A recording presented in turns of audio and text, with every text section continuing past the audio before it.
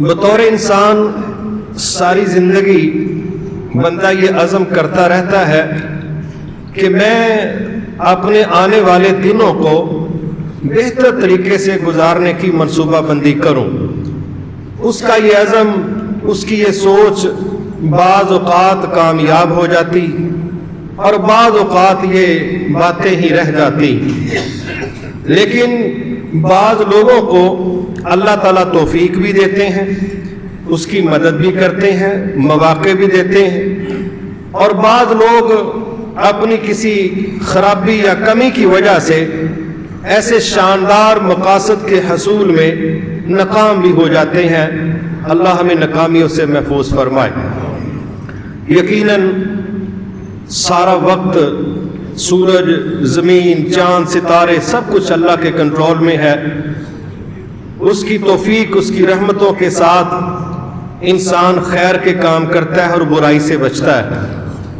ہو سکتا ہے اتوار کو، سوموار کو، جب اللہ تعالیٰ چاہے گا پورے 12 مہینوں میں سے ایک سب سے شاندار قسم کا مہینہ جو انسانوں کی ریپیئرنگ کے لیے اللہ تعالیٰ نے طے کیا ہے، جس میں بے شمار مسائل اللہ کی رحمتوں اور برکتوں سے سیٹ ہو جاتے اور انسان اپنے 11 ماہ کے مقابلے میں تسلیم کرتا ہے کہ یہ مہینہ میرے لیے مفید ترین ثابت ہوا ہے یا ہو سکتا ہے. تو وہ مہینہ رمضان المبارک کا ہے، اور برکتوں کے لحاظ سے یہ اتنا شاندار موسم ہے کہ اس کے بعد 1000 کوششیں کریں، وہ نیکی کی توفیق، وہ احساس سکون، وہ نعمتوں کی کثرت، وہ مزے عبادتوں کے جو اس مہینے میں میسر آتے ہیں، بعد میں اس کا موقع ذرا کم ہو جاتا ہے. لہذا وہ لوگ بڑے ہی خوش قسمت ہیں جو ان دنوں کو صحیح معنوں میں کیش کرنے کا باعث بن سکیں اور ایسی کوشش کریں کہ وہ اس موقع کا سب سے زیادہ فائدہ اٹھانے میں کامیاب ہو جائیں. اللہ ہمیں ان میں سے کر دے. میں نے ایک پیغام جاری کیا تھا کہ آؤ دوبارہ جینا شروع کریں. بیسیکلی یہ رمضان المبارک کی منصوبہ بندی کے حوالے سے ایک دعوت تھی کہ ہم انشاءاللہ آج کے خطبہ جمعۃ المبارک میں اپنی زندگی کو اثر نو ترتیب دینے کے لیے کوشش کریں کہ ہماری کوشش، ہمارا رویہ کیا ہونا چاہیے جس کے تحت ہم آنے والے وقتوں میں یہ سمجھیں کہ جس طرح کسی حادثے کے بعد بندہ بچ جائے تو وہ کہتا ہے اللہ نے مجھے دوبارہ زندگی دی ہے. ایسے ہی ہم اپنے ماضی کو دیکھیں کہ میرا ماضی، اس کے شب و روز کس طریقے سے گزر رہے ہیں، میرے اخلاق کے لحاظ سے، عبادات کے لحاظ سے، عقائد و نظریات کے لحاظ سے، انسانی خدمت کے لحاظ سے، دعوت اللہ کے لحاظ سے، لوگوں کے ساتھ معافی تلافی کے لحاظ سے میرا ماضی کیسا ہے، اور اس کو سامنے رکھ کے میں اپنے مستقبل کو مینج کروں تاکہ میرا رب ماضی کے مقابلے میں میرا شاندار مستقبل بہتر بنانے میں میری مدد فرما دے. لیکن یہ کب ممکن ہوتا ہے، یہ کس طرح ممکن ہوتا ہے، آج ہم اسی پر بات کریں گے. اللہ سے دعا ہے اللہ درست بات کرنے کی اور سمجھ کے عمل کی توفیق عطا فرمائے. میں انشاءاللہ جو بھی بات کرنے جا رہا ہوں میں اپنے آپ کو شامل کر کے اور یہ سمجھ کے کہ شاید سب سے زیادہ ضرورت ہم ان لوگوں کی ہے جو یہ دعویٰ کرتے ہیں کہ ہم لوگوں کو درست کرنے کی کوشش کر رہے ہیں. تو جب ٹیچر زیادہ درست ہوگا تو امید ہے کہ شاگرد زیادہ درست ہوں گے. ایسا نہ ہو کہ شاگرد درست ہو جائیں اور استاد وہیں کا وہیں رہ جائے. تو انشاءاللہ ہم نے کوشش کرنی ہے اللہ ہم سب کی اصلاح فرمائے، اللہ ہم سب کو معاف کر دے، اللہ ہم سب کو ماضی کے مقابلے میں اپنا شاندار مستقبل ترتیب دینے میں ہماری مدد فرمائے. سب سے پہلی چیز جو میں آپ بھائیوں بہنوں کے سامنے رکھنا چاہتا ہوں وہ یہ ہے کہ اللہ تعالیٰ نے ایک دعوت فکر دی ہے. وہ یہ ہے وَلْتَنْظُرْ نَفْسٌ مَا قَدَّمَتْ لِغَدْ، ہر نفس، ہر شخص، ہر مرد، ہر عورت اس بات کا جائزہ تو لے کہ اس نے آنے والے کل یعنی قیامت کے لیے آگے بھیجا کیا ہے۔ آج وہ فوت ہو جاتا ہے تو اس کے اثاثے کیا ہیں، نیکی کے لحاظ سے اس کے پاس موجود کیا ہے، اس کا جائزہ ہر بندے کا لینا بنتا ہے، مگر کیسے لے گا؟ آپ اس کی مثال ایسے سمجھیں کہ ہمارے سامنے کوئی شخص آ جائے اور کہا جائے کہ اس کا آپریشن کر دو ذرا، اس میں کون کون سی خامی ہے، تو مجھے لگتا ہے کہ وہ کیا میڈیکل کی زبان میں کہتے ہیں، ایکس رے، الٹرا ساؤنڈ، ٹھیک ہے، اور یہ ساری رپورٹیں پیچھے رہ جائیں گی۔ ماشاءاللہ ہماری نظریں، ہمارا تجسس، ہمارے دعوے، ہمارے مشاہدے اگلے بندے کے خیالات تک کی رپورٹ کر دیتے ہیں، اے سوچن ڈیائی، اے کرنا چاہتا ہی، حالانکہ وہ اس کے دل کی باتیں۔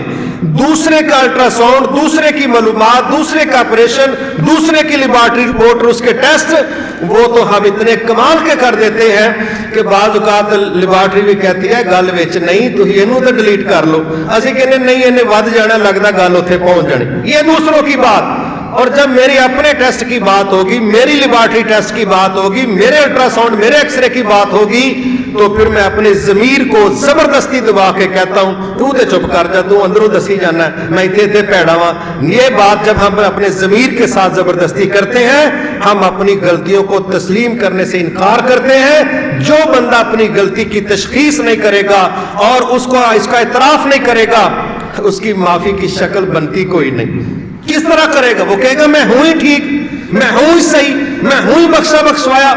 آپ اپنی سوسائٹی میں دیکھیں، ہم نے کئی لوگ ایسے دیکھے ہیں، اللہ تعالیٰ رحم فرمائے، وہ خیر کے کام نہیں کرتے، اعمال صالحہ فرائض تک نہیں کرتے، نمازیں تک نہیں پڑھتے، اور ایک جملہ بولتے ہیں خود ساختہ، کہتے ہیں ایسی فلانے دی بیعت کیتی ہے، ہن او جانن تے رب جانے، ساڈا کام سیدھا ہو گیا تھا بھائی، جے ہن بھی نمازاں اساں ہی پڑھنی ہے تے پھر انہاں دے پیچھے چلن دا فائدہ کی؟ یہ ایک جملہ ہے کہ جو کسی پر ڈیپینڈ کرنے والا ہے، جو کہ ہے ہی جھوٹ پر مبنی۔ اللہ کے نبی نے تو اپنے قریبی ساتھی کو جو دن رات آپ کی خدمت کرتا تھا، اس کو آفر کی کہ مانگو کیا مانگتے ہو؟ اس نے کہا کہ میں جنتوں میں اللہ سے آپ کا ساتھ مانگتا ہوں۔ بڑا سمجھدار صاحب بھی تھا، جب آپ کے ساتھ ہونا تھا پیچھے کہہ رہ گیا۔ آپ نے اس کو یہ نہیں کہا تیرا کام ہو گیا ہے، نہیں، فرمایا فَأَعِنِّي بِكَثْرَةِ السُّجُودِ، کثرت کے ساتھ سجدے کر کے میری مدد کر، جو کمی رہ جائے گی میں بھی رب سے بات کروں گا۔ لیکن اس بندے کو فری نہیں کیا، اس کو بے فکرہ نہیں کیا کہ تیرا کام ہو گیا ہے۔ جب نبی اپنے ساتھی کو بے فکرہ بے پرواہ نہیں کر رہے تو یہاں کے لوگ کیا ہو سکتے ہیں، کون ہو سکتے ہیں کہ وہ لوگوں کو کوٹے دیں کہ یہ تم لوگ ہمارے ذریعے بخشے جاؤ گے؟ نہیں، کسی کو جب اللہ کے سامنے سفارش کی بغیر اجازت کی اجازت نہیں ہے تو بخشانے کا تو تصور ہی نہیں۔ لیکن یہ کون لوگ ہیں جو فرض نمازوں سے، فرض روزوں سے، فرض زکوٰۃ سے اپنے آپ کو الگ کر لیتے ہیں؟ ایک خود ساختہ سوچ ہے کہ ہمارا کام ہو گیا۔ نہیں میرے بھائی، جب ہمیں یہ پتا ہو کہ ہم جواب دہ ہیں، پھر ہمارا تصور کیا ہوگا؟ عمر فاروق رضی اللہ تعالیٰ عنہ نبی صلی اللہ علیہ وسلم کی زبان سے کئی دفعہ جنتوں کی خوشخبری سن چکے ہیں، مگر احساس، احتیاط اور بیلنس میں رہنا اس حد تک ہے، جب آپ کو خنجر لگا، آپ زخمی حالت میں تھے، چیک کیا گیا کہ بچنے کے چانس نہیں ہے، ایک نوجوان آپ کے پاس آیا، آ کے کہتا ہے امیر المومنین آپ نے خوش رہنا ہے، پریشان نہیں ہونا، آپ کے ذریعے اللہ نے اسلام کو عزت دی، آپ کے ذریعے اللہ نے اسلام کے لیے علاقے فتح کروا دیے، آپ کے ذریعے اللہ نے کفار کو پریشرائز کروا دیا، یعنی آپ کے مناقب فضائل بیان کرنے لگا۔ تو امیر المومنین کیا کہتے ہیں؟ کہتے ہیں نوجوان میں تو سمجھتا ہوں اللہ اگر میرا کام برابر برابر کر دے تو یہ بھی کافی، یہ نہیں ہے کہ ہاں تو ٹھیک کہہ رہا ہے، بالکل میں نے یہ سارے کمالات کیے ہیں، یہ ساری فتوحات میری ہیں، یہ بھی میرا کارنامہ نہیں۔ آج جی میں اس نوجوان کو کہتے ہیں نوجوان بس اگر اللہ تعالیٰ میرا کام برابر کر دے نہ جنتوں کی بات ہو نہ جہنم کی بات ہو, برابر برابر ہی کر دے تو میں سمجھوں گا پھر بھی میرا مسئلہ حل ہو گیا. یہ وہ احساس کرنے والے لوگ تھے جو رب کے سامنے جواب دہی کو اپنا عقیدہ سمجھتے تھے. من یعمل مثقال ذرۃ خیرا یرہ ومن یعمل مثقال ذرۃ شرا یرہ, کہ رب کا نظام تو وہ ہے جہاں ذرے ذرے کی فائل بنی پڑی ہے, اور جو بندہ ذرے کے برابر اچھا یا برا کام کرے گا وہ اس پر جواب دہ ہے. تو کون بچے گا؟ وہی بچے گا جس پر اللہ رحمت کرے گا. لہذا یہ پہلی میری گزارش ہے, میں آپ میری بہنیں اس بات کو سمجھیں, آج رات جا کے کم از کم ایک لسٹ تو بنائیں, ایک لسٹ بنائیں جس میں اپنی غلطیاں, اپنے عیب, اپنی کمزوریاں, اپنی خرابیاں وہ ایک پیپر پر لکھیں تو صحیح. کون کہتا ہے سوشل میڈیا میں چڑھاؤ, کون کہتا ہے کہ ان کے بروشر بنوا کے عوام میں تقسیم کرو, نہیں نہیں, لیکن بل الانسان علی نفسہ بصیرہ, اپنے آپ کو دکھانے کے لیے اپنے اندر کی آواز پر اپنے خلاف ایک رپورٹ, ایک چارج شیٹ تیار تو کریں. ہم دیکھیں تو صحیح کہ میرے اندر کون کون سی کمی ہے, کون کون سی خرابی ہے. ہم اپنا آئینہ دیکھنے کے لیے بھی تیار نہیں. ہم نے زندگی میں یہ تصور نہیں کیا کہ ہم اپنے سارے عیب, ساری خرابیاں ایک پیج پر لکھ کے, ایک نظر مار کے, ایک پرنٹ اس کا اپنے دماغ میں کر لیں کہ ہاں یار یہ تصویر جس طرح میں حساب کتاب کی 10-10 روپے کی لین دین کی, یہ میں واٹس ایپ پر بھی لوگوں کو سینڈ کر دیتا ہوں کہ بھئی تو نے اتنا مال میرا دینا ہے, بھئی یہ میں نے تجھ سے لینا ہے. چند ٹکوں کے حسابات, تصویریں بناتا ہوں, کھاتے بناتا ہوں. کیا ایسا ممکن ہے ایک کھاتا میں اپنا بھی بنا لوں جس میں میری ذات, میرا اخلاق, میرا عقیدہ, میرا رویہ, میرے لین دین کے معاملات یہ سارے ایک فائل کے اندر ہو, اور مجھے پتا چلے کہ میں اس لحاظ سے کس مقام پر کھڑا ہوں. لیکن میں اپنا جائزہ لینے کے لیے بھی تیار نہیں. ایک بندہ چیک کرنے کے لیے, چیک کروانے کے لیے تیار نہیں. کیا تشخیص ہوگی اس کی, کیا علاج ہوگا اس کا, کیا حل ہے اس کے مسئلے کا. تو یہ میری پہلی گزارش اور دعوت ہے کہ میرے تمام بھائی اور بہنیں کسی کو دکھانے کے لیے نہیں, اپنے آپ کو دکھانے کے لیے آج رات رمضان شروع ہونے سے پہلے ایک لسٹ تنہائی میں بیٹھ کے اللہ سے ڈر کے اپنی کمی کوتاہیوں کی تیار کریں. جس طرح باقی چیزوں کی تصویریں بناتے ہیں, اپنے موبائل میں یہ بھی ایک تصویر بنائیں, اور روزانہ کی بنیاد پر ایک نظر مارنے میں تو کوئی حرج نہیں ہے کہ میرے اندر کیا کیا کمی ہے, کوتاہی ہے. جب ہم اپنی کمی کوتاہی کو بار بار دیکھیں گے تو امید ہے کہ ہمارے اندر عاجزی بھی پیدا ہوگی, توبہ کی طرف توجہ جائے گی, اصلاح کا تصور پہلے سے بڑھ کے سامنے آئے گا, اور یہی وہ چیز ہے جو انشاءاللہ ہمیں آنے والے وقتوں کو درست مینج کرنے میں معاون ثابت ہوگی. تو یہ میری پہلی گزارش ہے کہ ہم انشاءاللہ اپنے آپ کو جانتے ہوئے, اپنے آپ کو سمجھتے ہوئے, کسی کے عیبوں کی لسٹ نہیں چاہیے. آج سمجھے ہم نے اپنے عیبوں کی لسٹ تیار کرنی ہے. میں امید کرتا ہوں یہ اپنی تشخیص ہے.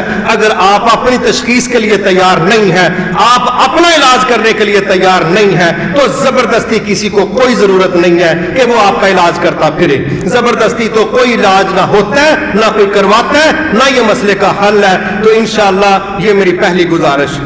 دوسری گزارش یہ ہے کہ رمضان المبارک میں بنیادی طور پر جو چند بڑے بڑے اہداف اور مقاصد ہمارے مد نظر ہونے چاہیے, یا قرآن و حدیث کو پڑھ کے جو ہمیں سمجھ آتی ہے کہ ہم اس رمضان سے لینا کیا چاہتے ہیں, ہمارے اہداف کیا ہیں, مقاصد کیا ہیں, وہ چیزیں جب ہم دیکھتے ہیں تو یہ 4-5 چیزیں ہیں. مثلا سب سے پہلا مدعا اور مقصد ہمارا یہ ہونا چاہیے کہ اس مہینے اسپیشلی ہم نے ایسے کام کرنے ہیں کہ ہمارا رب ہم سے راضی ہو جائے. یہ پہلا فوکس ہے, اللہ کی رضا کا حصول یہ ہمارے تمام کاموں کا محور و مرکز ہے. دوسرا اس میں مرحلہ آ جاتا ہے کہ ہم تقوی کو حاصل کرنا چاہتے ہیں, جیسا کہ اللہ تعالیٰ نے روزوں کی فرضیت کے ساتھ یہ مقصد خود بیان کر دیا, لعلکم تتقون. ہم یہ چاہتے ہیں کہ یہ رمضان کے روزے رکھ کے آپ متقی بن جائیں, پرہیزگار بن جائیں. تو گویا پہلا مقصد اللہ کی رضا. دوسرا تربیتی فیکٹر ہے کہ کہ ہم روزے رکھ کے متقی بننا چاہتے ہیں. اور تیسرا فیکٹر اس کے اندر وہ معافی کا ملنا ہے. معافی کا ملنا, جس طرح کہ لیلۃ القدر کو یہ دعا سمجھائی گئی ہے, اللہم انک عفو تحب العفو فاعف عنی, یا اللہ آپ معاف کرنے والے ہیں, معاف کرنے کو پسند بھی کرتے ہیں, اللہ مجھے معاف کر دے. تو یہ اس کا تیسرا مقصد ہے کہ ہم رمضان کو اس طرح پلان کریں کہ اللہ تعالی ہمیں معاف کر دے. یہ معافی ہمارا تیسرا مقصد. چوتھا جو ہمارا مقصد ہے وہ جہنم سے آزادی ہے. جہنم سے آزادی ہے. یہ فوکس بھی ہمارے دماغ میں ہونا چاہیے کہ ہم اس طرح کے کام کریں کہ جن کے ذریعے اللہ تعالی ہمیں جہنم سے آزاد کر دے, محفوظ کر دے, اس سے بچا لے. اور پانچواں اور آخری مقصد وہ ہے اللہ کی جنتوں کا حصول.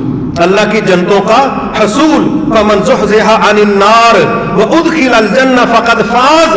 یہ دونوں چیزوں کو اللہ نے ساتھ بیان کیا ہے. پہلا کام کیا ہے؟ جہنم سے, آگ کے عذابوں سے نجات اور جنتوں میں داخلہ. کہا جو جہنم سے بچا لیا گیا, جنتوں میں داخل کر دیا گیا. اگر کوئی صحیح کامیاب آپ نے بندہ دیکھنا ہے تو وہ یہی بندہ ہو سکتا ہے. اللہ ہم سب کو ان میں سے کر دے.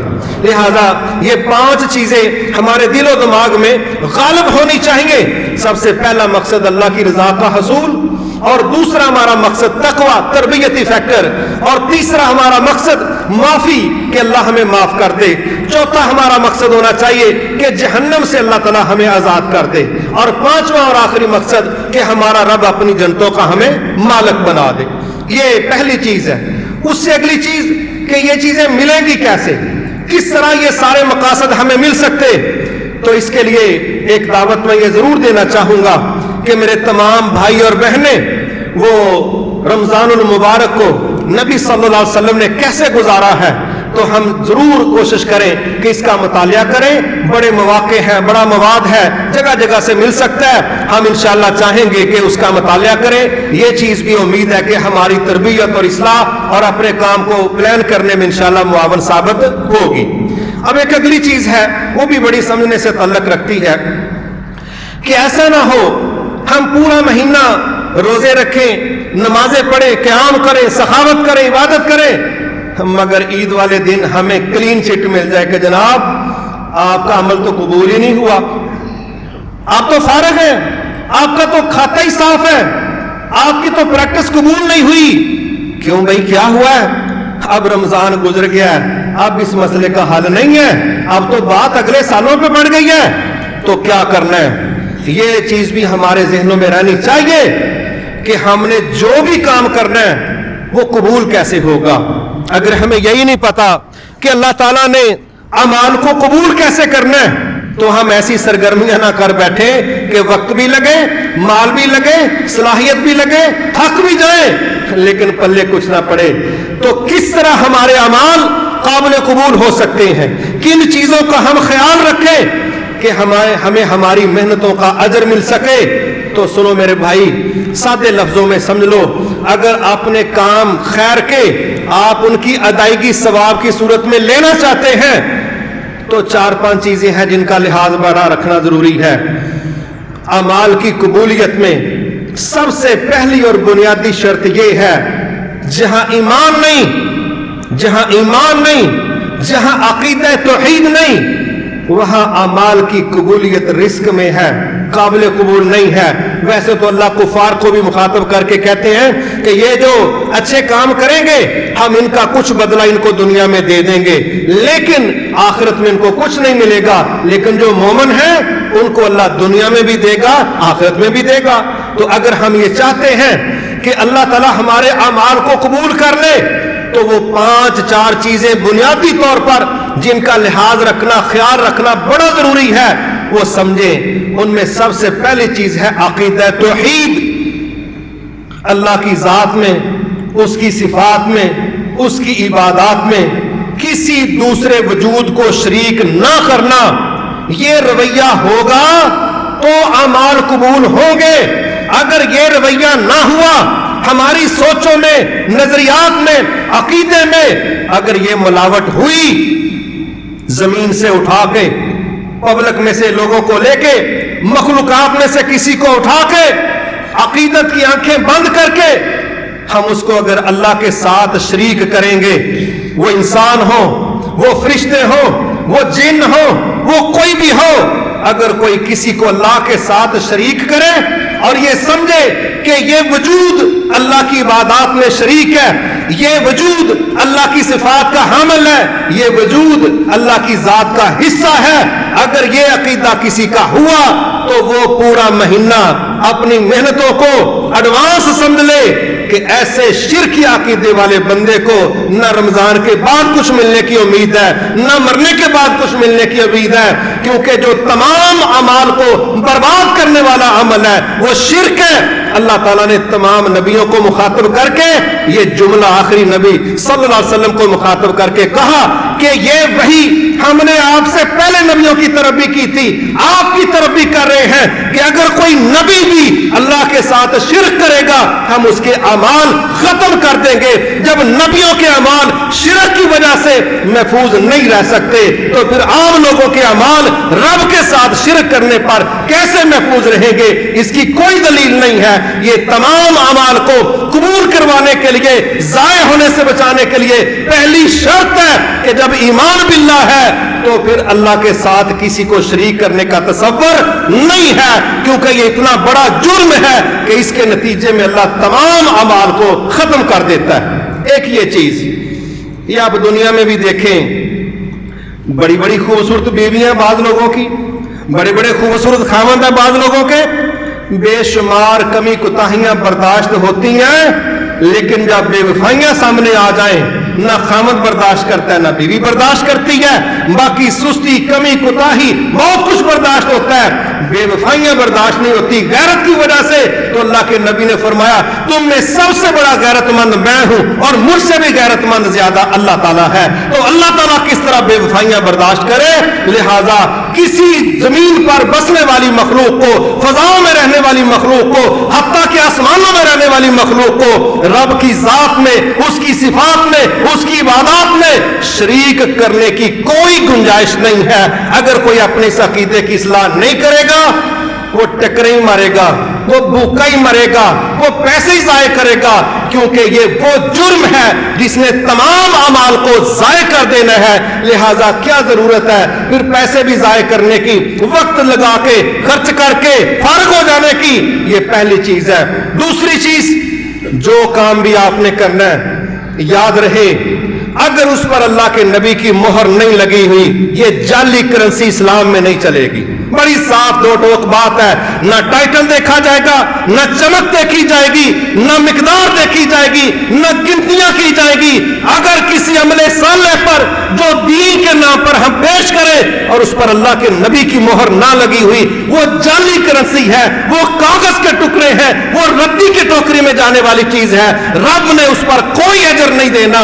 हमें तमाम अमाल करते वक्त जिंदगी भर और बिलखसूस रमजान की मेहनतों को करने से पहले सोचना चाहिए जो मैं करने जा रहा हूं क्या ये मेरे नबी का तरीका है या ये मेरे मसलक की बात है, मेरी पार्टी की बात है, मेरी जमात की बात है, मेरे माँ बाप का रवैया है, मेरे बड़े करते आए हैं, तारीख में लिखा है, बड़ा प्यारा लगता है। रब के नजदीक इसकी कोई वैल्यू नहीं है। सही हदीस से ये बात साबित होती है। सही बुखारी शरीफ की हदीस है, नबी सल्लल्लाहु अलैहि वसल्लम के घर के दरवाजे पर 3 सहाबा तशरीफ लाए।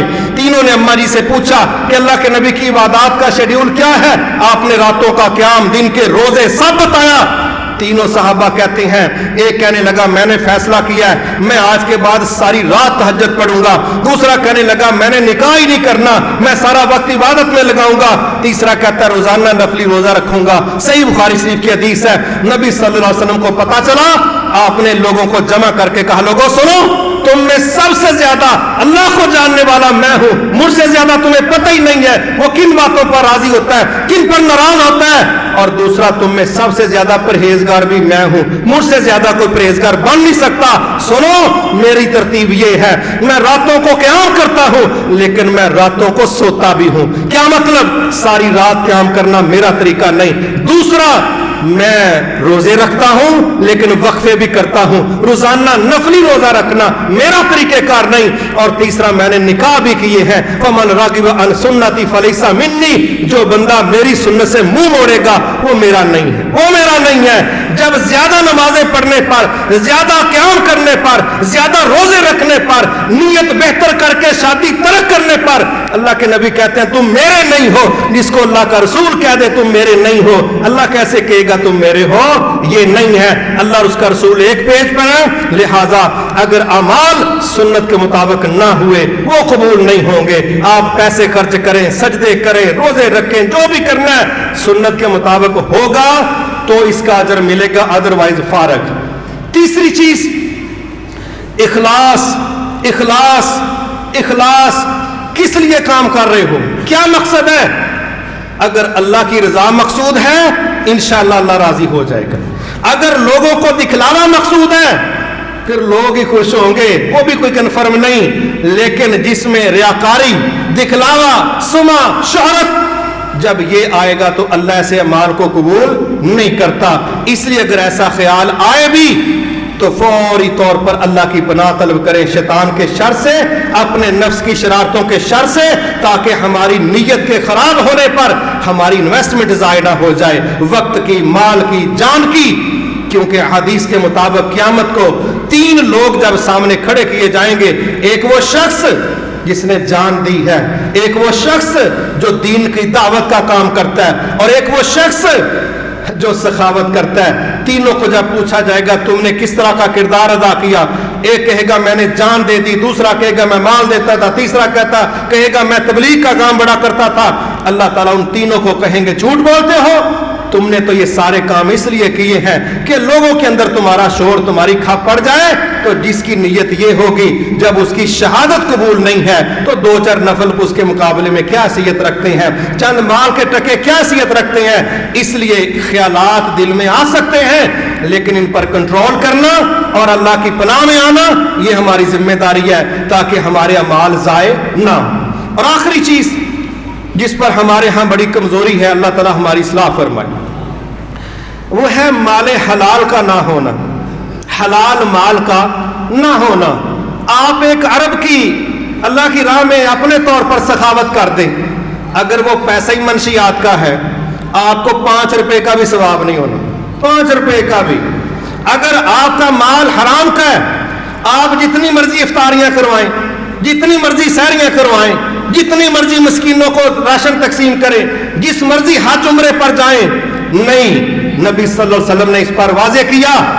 एक बंदा लंबे सफर करके वो बैतुल्लाह आता है और कहता है मेरे रब ये मसला, वो मसला, ये बात, वो बात, अल्लाह उसकी दुआओं को कबूल नहीं करता। क्यों?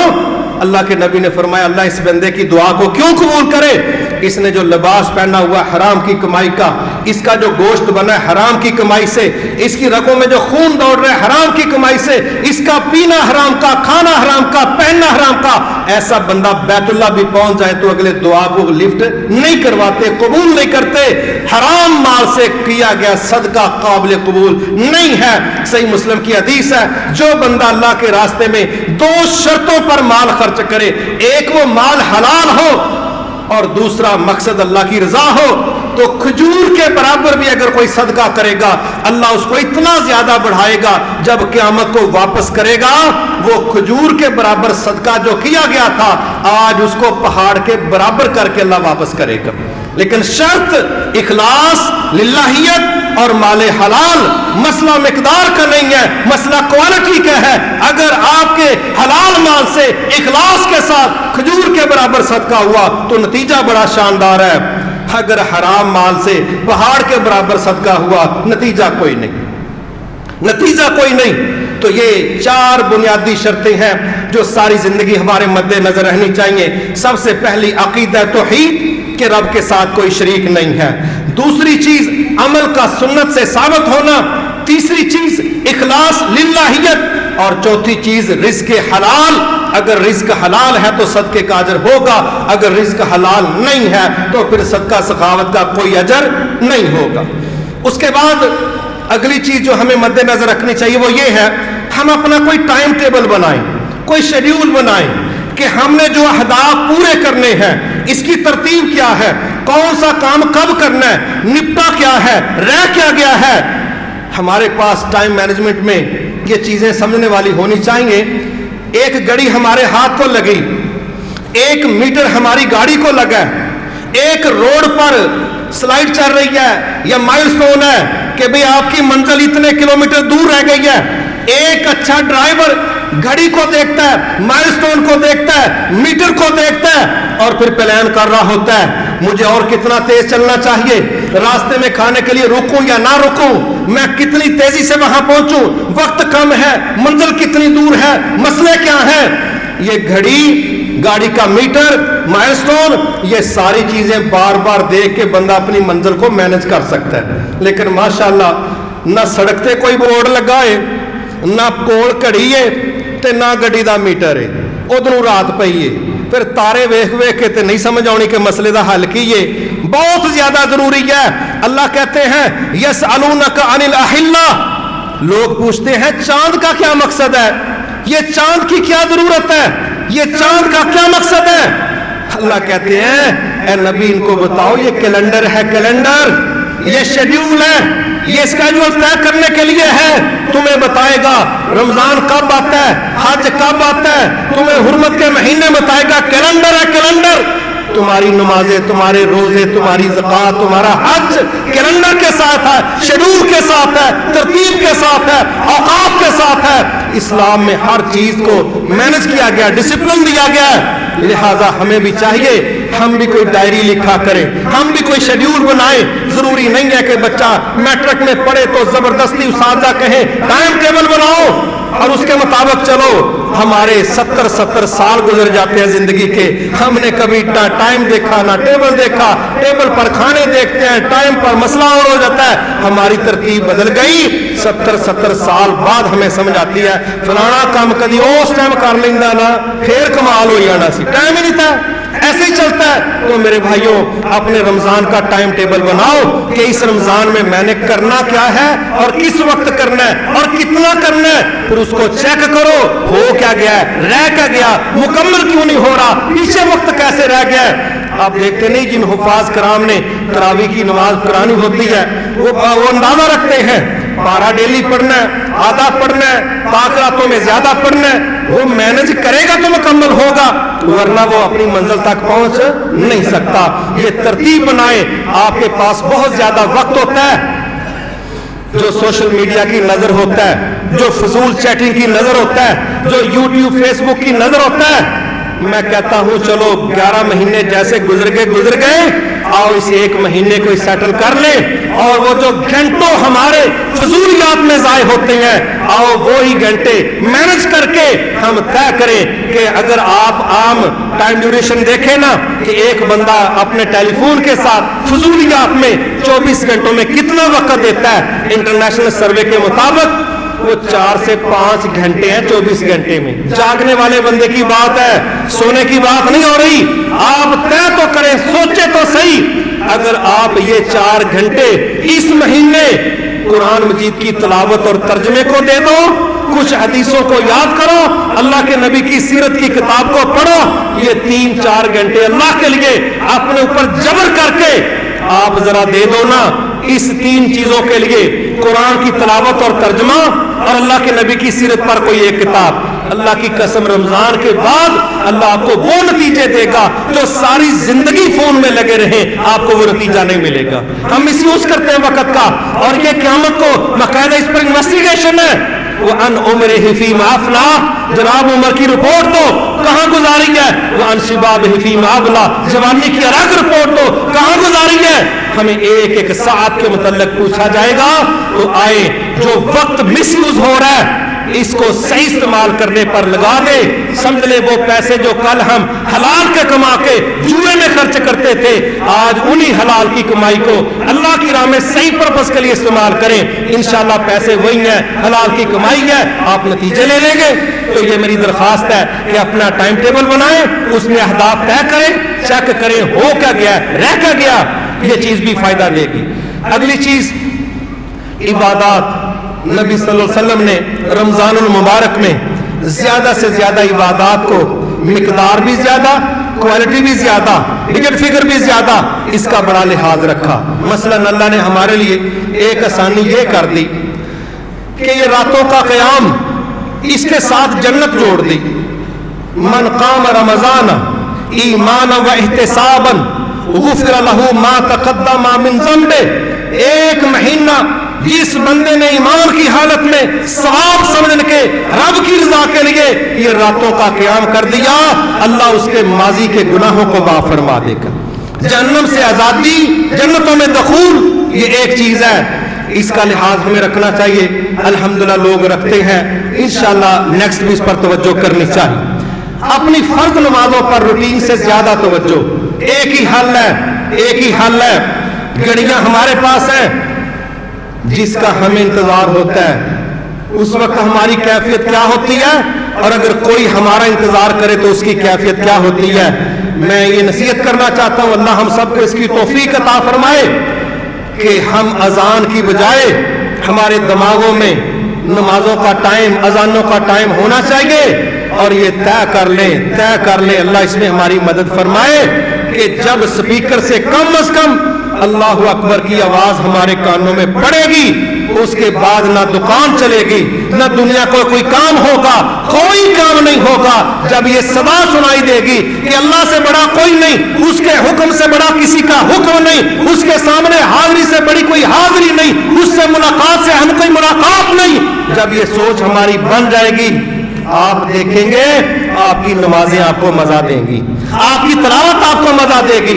آپ کے پاس وقت ہوگا, 5, 10, 15 منٹ پہلے جائیں, تسلی کے ساتھ وضو کریں, تسلی کے ساتھ 2-4 رکعتیں پڑھیں, بیٹھ کے اپنے موبائلوں سے قرآن نکالیں, نشانیاں وہاں لگی ہوتی ہیں بک مار کے نام پر, وہ نکالیں, وہ پڑھیں, کتابیں اس میں موجود ہیں, وہ پڑھ لیں, آپ کے پاس وقت موجود ہے. سب سے کمال کی بات یہ ہے, ہمارا رب ہمارا انتظار کیوں کرے؟ ہم پہلے جا کے نماز سے ہم اپنے رب سے ملاقات کا انتظار کریں.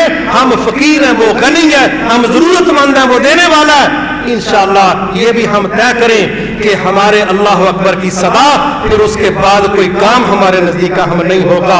یہ چیز کو مینج کرو گے, اللہ بڑے مسئلے سیٹ کر دے گا, بڑے کام اللہ تعالیٰ مینج کروائے گا.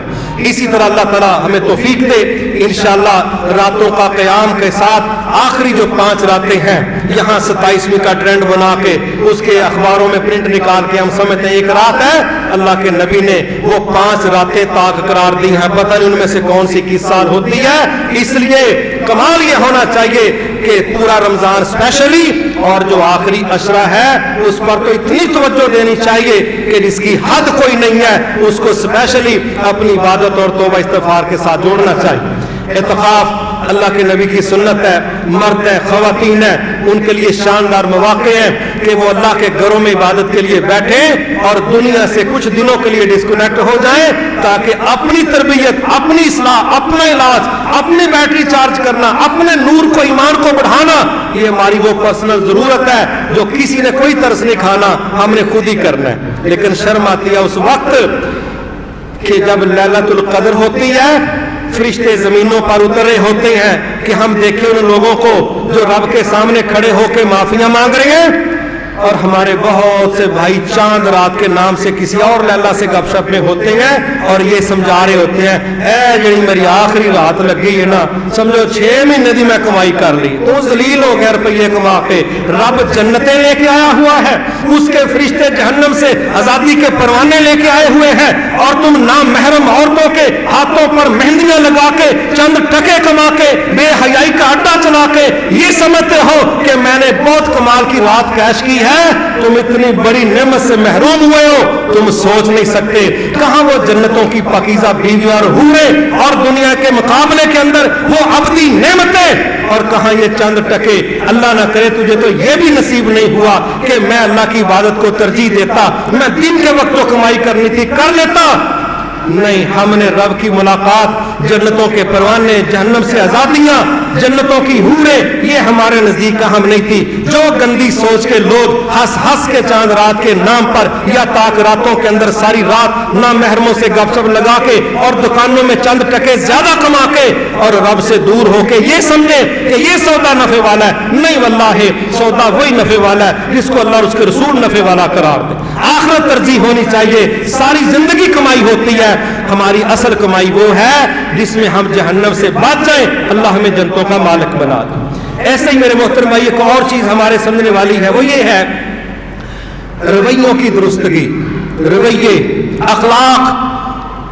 आप ये नुस्खा समझा रहे हैं कि अगर आप रोजे की हालत में कोई आपसे झगड़ना चाहता है तो आप उसको कह दो इन्नी साइमुन, भाई मेरा तो रोजा है, मैं इसका रद्द अमल नहीं दूंगा, मैं लड़ाई नहीं करना चाहता, मैं अपने गुस्से को कंट्रोल करूंगा, मेरी जुबान बदतमीजी पर नहीं चलेगी, मैं तो कंट्रोल करता हूं, जब्त करता हूं, मैं सब्र करूंगा, मेरे रोजे ने रुकना सिखाया है, मैं इसको बढ़ावा नहीं देना चाहता, लिहाजा मेरा तो रोजा है, मेरी तरफ से पंगेबाजी नहीं है।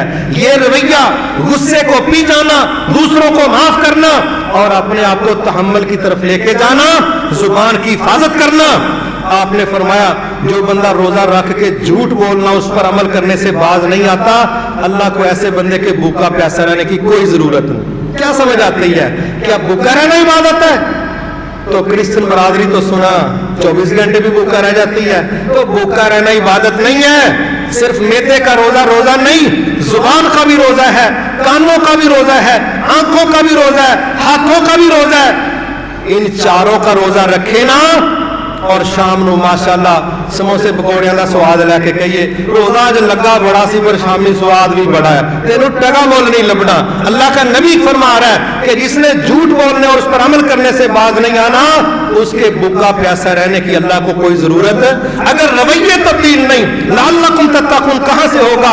अगर अखलाक दुरुस्त नहीं करना, सोचें दुरुस्त नहीं करनी, जुबानों में नरमी नहीं, लहजों में नरमी नहीं, हमने रोजे से क्या सीखा है? वो तो अलग बात है। बाज़ औक़ात सारा दिन नरमी, सब्र, तहम्मुल, और जब अफ्तारी के करीब चंद मिनट रह जाते हैं तो फिर बंदा इतना बेकरार होता है, बंदा आंदा है ये 16 घंटे जो तेन सबर नहीं आया उदों कि काट लेने 5 मिनट तेरे को निकलना नहीं दे। तो मेरे भाई अफ्तारी के करीब भी सबर है और उससे पहले भी इंशाल्लाह सबर है। लफ्जों में, लहजों में, अखलाक में हम बेहतरी पैदा करें ताकि हमारा रब हमारे रोजे की पूरी कीमत हमें दे दे। ऐसा ना हो कि हम इसके अंदर छेद सुराख करके खाली खुली सा रोजा कागजों का पकड़ के चले। अगर हम अपने रोजे का फायदा उठाना चाहते हैं, हमारे रवैयों का दुरुस्त होना बड़ा जरूरी है, जुबान की हिफाजत का करना बड़ा जरूरी है, झूठ से बचना बड़ा जरूरी है, बदख्यानतों से बचना बड़ा जरूरी है ताकि अल्लाह हमारे रोजे की पूरी कीमत दे। इसी तरह एक और चीज है, नबी सल्लल्लाहु अलैहि वसल्लम के मुतालिक सहाबा कहते हैं आप रमजान में ऐसे सखावत करते थे जैसे आंधी चलती, तूफान चलता है। मेरे मोहतरम भाई अल्हम्दुलिल्लाह ये मुस्लिम कम्युनिटी में कल्चर मौजूद है अल्लाह के फजल से कि रमजान में बड़ा सदका, बड़ी खैरात होती है। ये वो बेहतरीन वक्त इसलिए भी है कि नबी की सुन्नत है। आप रूटीन में भी सदका करते थे, मगर रमजान में सदका करना आपकी सुन्नत से, रूटीन से ज्यादा तेजी से साबित है। लिहाजा हमारे पास दुनिया के अंदर बहुत सा तबका ऐसा है जो मुआशी तौर पर वाकई कमजोर होता है। कोई बेचारा मेडिकली परेशान है, कोई रोटी के लिहाज से परेशान है, कोई लिबास के लिहाज से परेशान है। तो जिन लोगों को अल्लाह ने वसाइल दिए हैं उनको चाहिए अपने नबी की सुन्नत पर चल के वो तूफानी अंदाज अख्तियार करके खर्च करें। अल्लाह के नबी की जमानत है कि सदके से माल कम नहीं होगा। हमें अल्लाह के नबी की जमानतों पर एतमाद करके हिम्मत करनी चाहिए। बेदीन लोग, कमजोर ईमान वाले लोग, वो बैंकों के सूद पर यकीन करके अरबों रुपए की इन्वेस्टमेंट कर देते हैं। एक बंदा आके कहता है कि तुम्हारा नुकसान नहीं होगा, वो अपना केस मजबूत कर रहा है, वो अपने बैंक में एहसासे बढ़ा रहा है। एक आम बंदा जिसको हम जानते नहीं, उसकी चरब जुबानी में आके रब के वाज़े मुआशी निजाम इस्लाम की मुखालफत करके इस साइकिल पर आके कि रिस्क इससे बढ़ जाएगा, माल इससे महफूज होगा, लोग अरबों रुपए सूद की नजर करते हैं। हमारा कुरान पेश करने वाला अल्लाह का रसूल और अल्लाह ताला खुद तीनों कह रहे हैं यमहकुल्लाहु रिबा व युर्बिस सदकात, लोगों सूद ने तबाह होना है, सूद ने खत्म होना है और सदकात से प्रोडक्शन मिलेगी, इसमें प्रोग्रेस आएगी, इजाफा होगा। कमजोर ईमान वाले बंदे की बात पर अमल करके करोड़ों अरबों इन्वेस्ट कर देते हैं सूदी सिलसिले में, और मुसलमान रब पर एतमाद नहीं करता, अपने नबी के दावे वादे पर एतमाद नहीं करता, कुरान मजीद पर एतमाद नहीं करता, कहता क्या ते अल्लाह ने है वे और मैनू लगता इथों लभना की है, यह जो बंदे को वाकई कुछ नहीं लभदा। लिहाजा हम ये चाहते हैं रब पर एतमाद करके हमें अल्लाह की राह में इन्वेस्टमेंट करनी चाहिए। इंशाअल्लाह जो अल्लाह के चैलेंजेस हैं, वादे हैं, दावे हैं, वो सब सच्चे हैं। अगर वो एक दाने से 7-7 सिट्टे, फिर आगे 100 दाने, और बाजरे के सिट्टे और उसके दाने तो गिने ही नहीं जाते, राई के दाने गिने नहीं जाते। इस वक्त तो अल्लाह ताला ने साबित कर दिया कि हम एक दाने को कहां तक ले जाते हैं, एक खजूर को पहाड़ के बराबर कर देते हैं। अल्लाह की कसम, कल भी अल्लाह के वादे सच्चे थे, आज भी अल्लाह के वादे सच्चे हैं। शर्त यह है हम आम अफराद के मुकाबले में अपने रब पर एतमाद करें और ज्यादा एतमाद करें, और अपने माल को महफूज करने और बढ़ाने के लिए हम अपने अल्लाह पर तवक्कल करके इन्वेस्ट करें, क्योंकि जमीन व आसमान के खजाने अल्लाह की मलकियत है। वल्लाहु यक़बिज़ु व यबसुतु, रिज्क में इजाफा भी वही करता है और कमी भी वही करता है। एक और चीज इससे जुड़ी हुई वो तौबा इस्तिग़फ़ार है। इसमें मैं सिर्फ 3 छोटी छोटी बातें कहना चाहूंगा। पहली मेरी गुजारिश ये है, तौबा के सर्कल को समझें, इसके मैकेनिज्म को समझें कि तौबा का मैकेनिज्म ये है, इसकी साइंस ये है, अल्लाह से माफी मांगनी है, अल्लाह के बंदों से भी माफी मांगनी। हम माशाअल्लाह अनाओं के मसले बना के तो बंदों से माफी मांगना हम मुनासिब नहीं समझते। सही हदीस से साबित है, नबी सल्लल्लाहु अलैहि वसल्लम ने कहा, लोगों तुम जानते हो कि मेरी उम्मत का गरीब कौन है?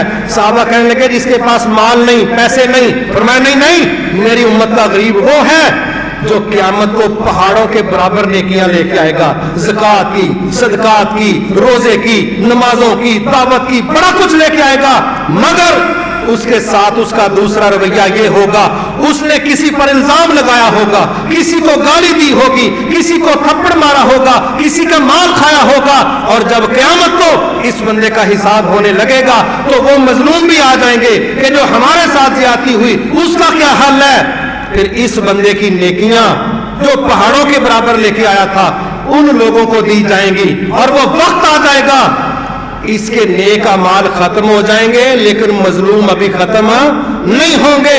फिर उन मजलूमों के गुनाह, उनके जराइम इस बंदे के खाते में डाले जाएंगे, और ये जो बड़ा खर्चा नेकियों का लेके आया था गलत रवैये की वजह से आज इसके सारे अमाल खत्म हो गए, क्योंकि वहां करेंसी नहीं चलेगी, वहां नेक अमाल इस्तेमाल होंगे।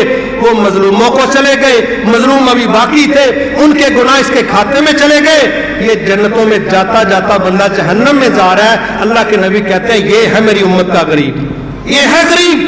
तो हमारी नमाजें, रोजे, ज़कात, हज, जिहाद, दावत सब अपनी जगह, लेकिन इंशाअल्लाह अपनी जुबानों को कंट्रोल रखना है, हमने किसी पर जुल्म करने से बचना है, वरना ऐसा ना हो 10 रुपए उधर से कमाए और 20 रुपए का खर्चा इधर हमारा हो जाए। बहुत ज्यादा जरूरी है अल्लाह से भी माफी मांगे, अल्लाह के बंदों से भी माफी मांगे। और ये मैं जरूर कहना चाहूंगा, अगर आप चाहते हैं कि अल्लाह आपको माफ कर दे तो इसका एक तरीका ये है, आप भी सारे लोगों को ही माफ कर दें, सबको माफ कर दें। मुश्किल है। अबू बकर सिद्दीक रजी अल्लाह ताला अन्हु, उनकी बेटी हमारी मां पर जिन लोगों ने तोहमत लगाई उनमें से एक बंदा वो था जिसकी कफालत अबू बकर सिद्दीक रजी अल्लाह ताला करते थे।